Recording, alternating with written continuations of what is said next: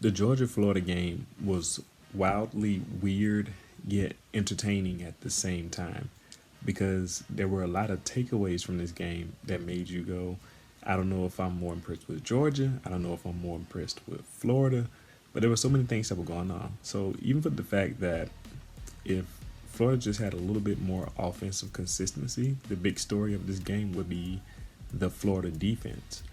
And while they gave up, a lot of conversions on third down throughout the game, it's crazy how many stops they got in the red zone.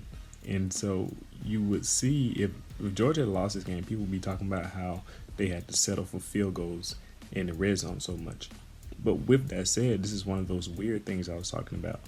Even though Georgia struggled when they got to the red zone, their offense looked really good getting to that point, at least in some respect, because Georgia kept finding themselves in third and longs, but this was due to Florida's defense.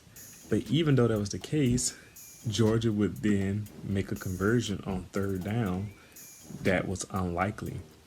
And so you just kind of see this back and forth of amazing defensive play, but then a really good offensive play. And that type of thing is always interesting to see in the game and to analyze. I would like to, we'll see if I can analyze some of the plays from this game and kind of take a deeper look into it. At one point, at the early point of the second quarter, Georgia was like 6 of 8 on third downs already at that point in the game. And I'm like, that's actually really impressive. Florida's defense should have worn down even more than they did later on in the game. And later on in the game, Georgia still was they only able to get, a few yards per rush, which is better than what they were getting early in the game. But I would have thought that they would have started gashing Florida at that point based upon how long they were keeping the ball and how much Florida's defense was on the field.